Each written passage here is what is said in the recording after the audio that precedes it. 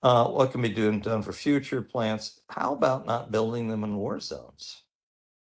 Making them certainly much harder and actively defend them. My favorite, conduct realistic tests. The industry says, oh, the walkway's safe. Radiation won't go beyond the gates, but they don't want to, have Price Anderson protections taken away from them.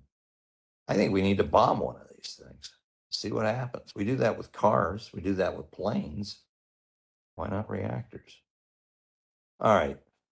Maybe because it looks crazy, but okay. Might want to think about how to do that if you can't do it absolutely for real. Next slide. Okay, let's not get into this. You can look at the slides on your own, and I will just summarize because we're almost on time. The manual for the Pentagon on how to interpret our obligations under international law pretty much says, well, we haven't ratified, and we think the proper way to read the rules that suppose that you shouldn't attack even where they're military objectives, if that might cause severe civilian losses, because severe is, not proportionate. Who knows what that means? And direct support is in the eye of the beholder. We need to give that to commanders. In case of doubt, it should be assumed not to be something to be attacked. And they go, no, there's distinction. And if you can't make a distinction, it's fair game. Well, okay, you've done a great job making a legal argument why proportionality with regard to reactors and civil objects may not be anything that the military ultimately has to be too concerned about being dragged into court for violating. You've preserved the option. You've prevented the International Criminal Court from, grabbing anybody. Okay, mission accomplished. But then there is a problem. And the problem is, don't we want our military to have good order and discipline? Don't we want to encourage them to think about what they're hitting, whether they have to hit what they're hitting, if there are more discriminate ways to disable that reactor? Next slide. And the slide after that, I think. Yeah, you can, this just says, hey, you could target different nodes to disable that reactor with accuracy. And it seems to me that, the complaint is by the lawyers today, and I mean today, is the AP rules, they call it additional protocol, the international law, are not compatible with the realities of war. And I think while that was true when we had inaccuracies when this thing was first signed in 1977 that were quarter-mile CEPs, it isn't probably the case now, and particularly after the experience of Chernobyl and Fukushima.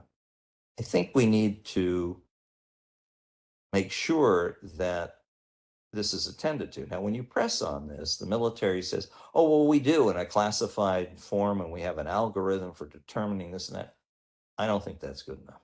I think we need to know what the standards are. They need to be roughly public, maybe not every single bit of it, but most of it. And we need to educate and talk about this, not only in academia, but in the military schools. And in fact, I think to get promoted to a serious military war planning or operational command, you need to show mastery that you've done well at this, maybe even in a wartime situation. After all, you're talking about a radiological dispersal system that could damage as much territory as a tactical nuclear weapon. More, in some cases. Surely that deserves a little bit of care. That's the end of my presentation, and I'm open to questions, comments. Okay, we got one hand. We got a live one. Okay. Mr. Mayo. Hey, Mr. Sokolski. I wanted to suggest that maybe cyber threats could be added to sections, I guess, 3 through six or seven. I don't, maybe I missed a section, but things that have changed in the last 20 years. Certainly, I think we've That's a seen good suggestion. nuclear sites could Yeah. be targeted. And then I'm personally very worried about that as things we should be like looking Well, at I think and worried about. in fairness to you, it probably is a worse immediate threat because we know the Chinese are hot and heavy on this. The reason I focused on kinetic hits is it's old school. And it certainly is how you prove you're up to no good. Why does that matter? Putin, surely tried cyber. By the way, it didn't work so well. Although maybe that's just because he don't know how to do it. And maybe he's gotten better at it. But I think if you talk to most military people, they like seeing holes in things. They want to see a hole.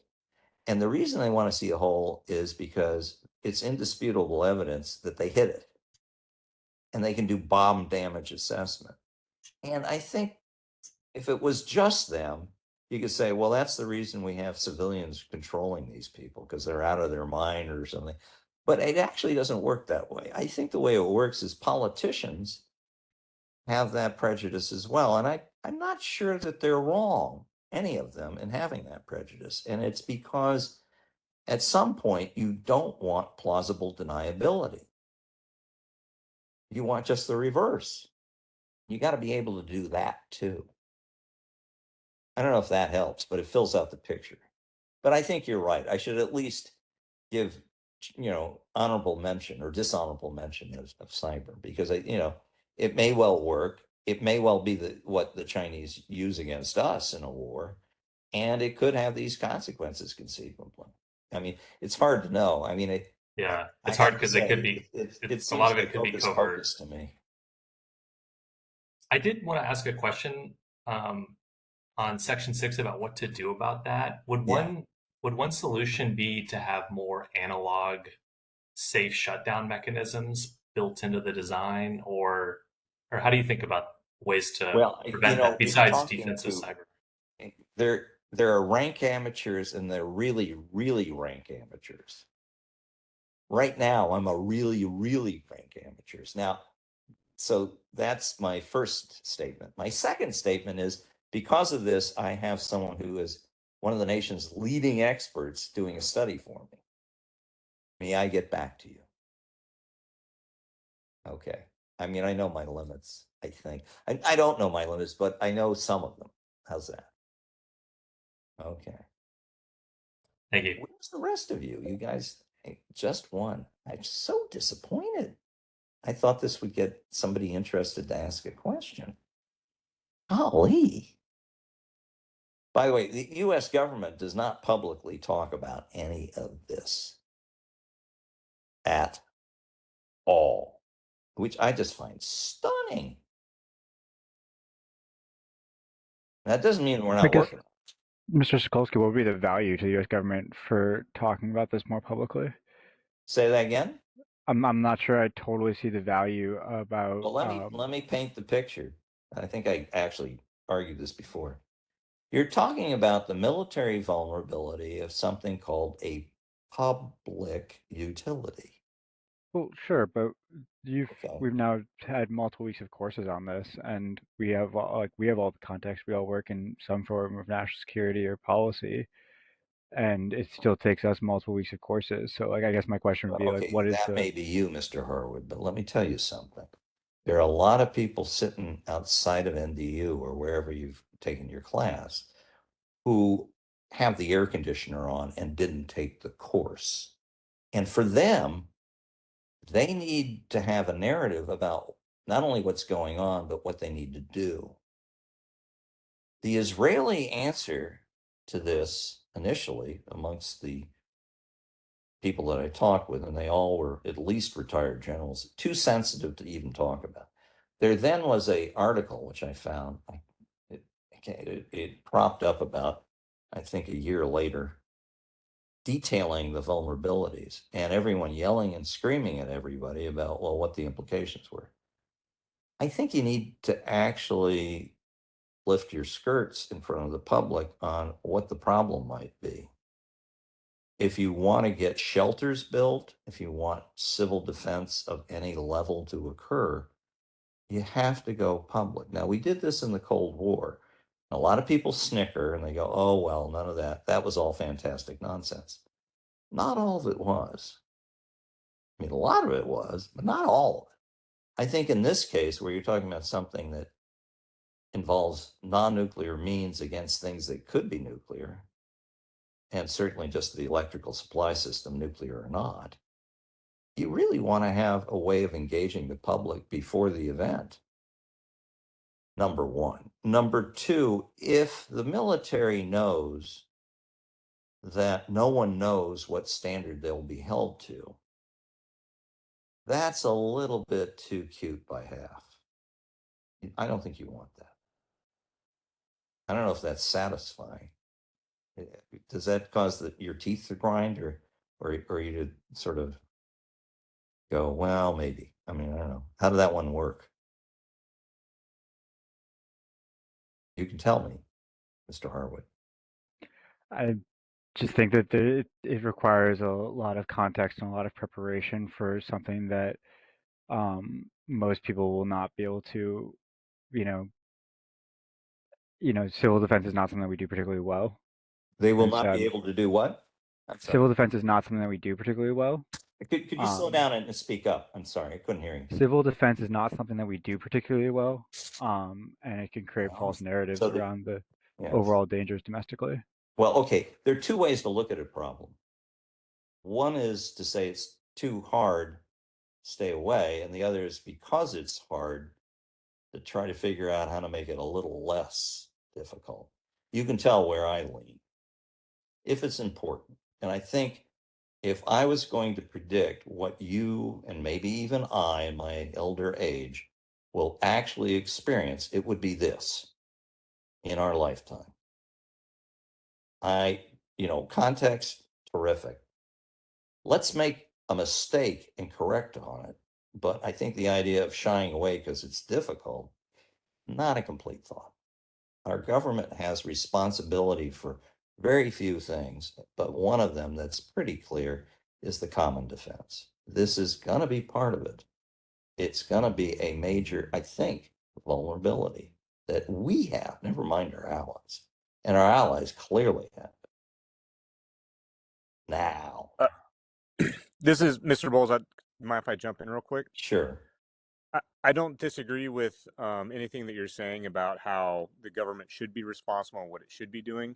But I don't know if anyone remembers 2 years ago, New York City put out that nuclear preparedness public safety announcement, and that went sideways really fast for I've got better ones than that one. Government. I mean, I can give you chapter and verse. So, what do you make of that? What is the takeaway? Don't. No, by the way, the whole idea of talking about preparing for nuclear war, this is much less than that. This is more probable. So we don't talk about it because of New York. I think we are getting smarter and figuring out how to excuse ourselves from things that we ought to be doing. That's all. I think we need to kind of apply our intelligence to solving problems. I mean, we may not be able to solve this, but mitigate it. Yeah. And that used to be the American way, I mean, the American way was solving problems without even explaining what the problem was. Usually, making, in some cases, the problem worse. But I mean, problem solving was something we were good at. Can we screw up a little bit more in that direction and learn from it? I don't think we should be. You can tell I'm browbeating and I'm moralizing. But that's part of instruction, make you think. You may disagree. That's okay. We had another hand up.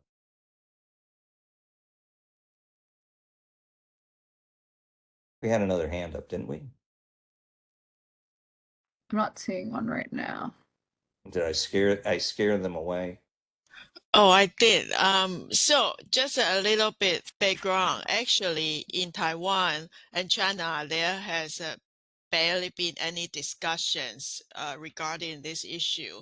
And even when Taiwan had a referendum on nuclear power, the strategic or military risk was never mentioned. So I think this is also the same case in South Korea. In a way, the government in both countries need to try to address this issue for sure.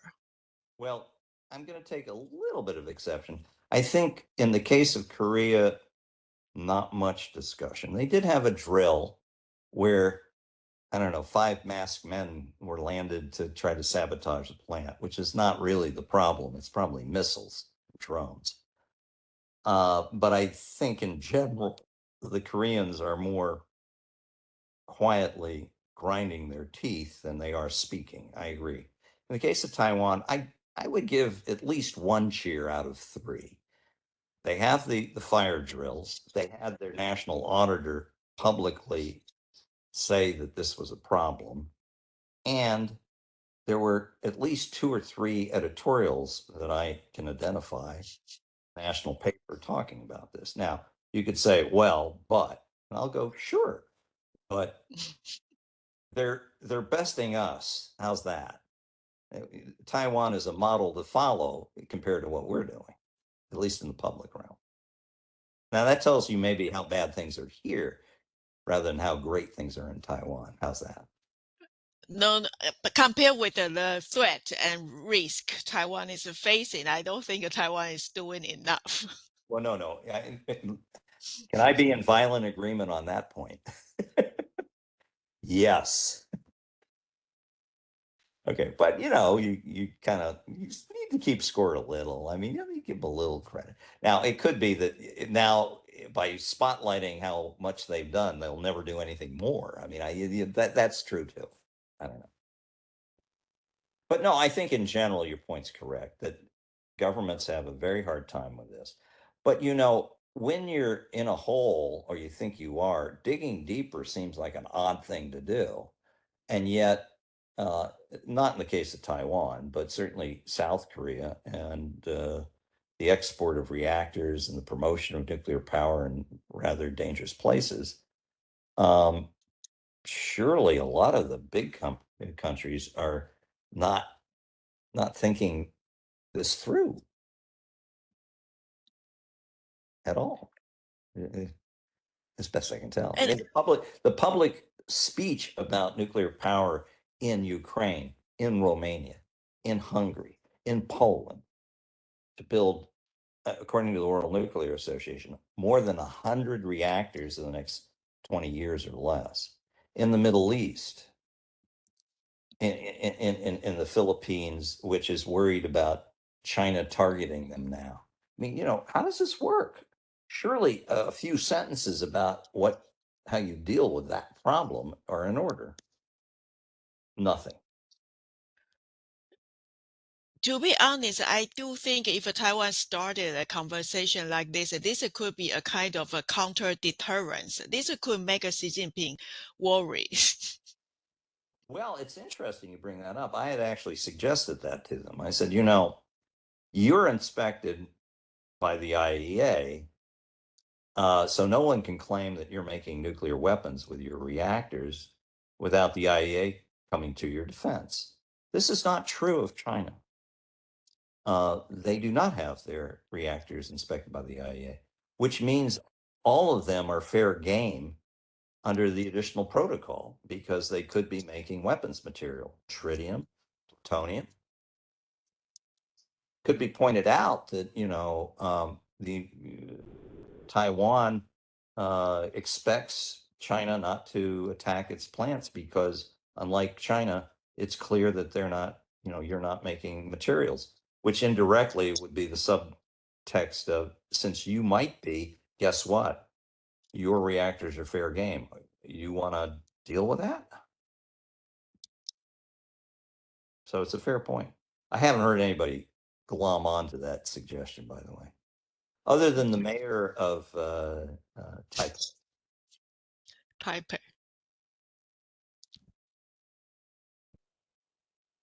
Anyway, he didn't. It wasn't because of me, thankfully. It was something he just did himself. All right. So, are there any other hands up, or have we exhausted the troops here? Not seeing any other hands. Well, the dogs are asleep. Okay, it's certainly an hour and a half, so that's more than enough. They say virtual reality ends at 90 minutes, so let's end it. This week we have I'm trying to remember the upcoming lecture. Does it starts? What do we have? I think it's the first international control lecture. You will now see why the technology sections are going to be important. And you would think that policy, and diplomacy wouldn't need to be burdened by everything that we just learned. They are, and you'll see this in the lectures coming up, and why it pays to know your isotopes. On that note, I will see you on Friday. Bye-bye.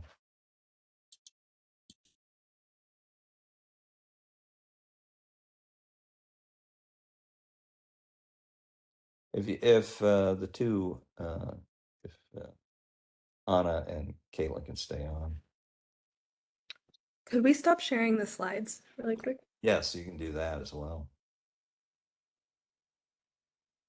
And no recording recorded at this point. I guess we have one other, Mr. Mendoza is still on our screen. Is there a way to? Yes, I've just expelled him, so. Okay. I thought that was interesting. Well, you need to know context. It's like, what? I feel like that's a common like IC thing where like you can't be trusted with this information, so we won't tell you. The government shouldn't do anything because they can't do it. Right. I want my money back. Yeah. I mean, they should at least screw it up. I mean, we have TSA, which is, I'm not sure a complete thought, and we endure that, and you don't want, and God Almighty, everybody says, well, we need that, but you don't want to talk about this. Mm-hmm. I thought that was interesting. Content. Well, they made a mistake there here, and in Hawaii, I could keep going. And so we shouldn't have civil defense. Now, don't get me wrong. You got to call it something else because you say civil defense, people just shut down. Yeah. But I mean, we do it. I mean, Ukraine has designated communications, heating, food kitchens under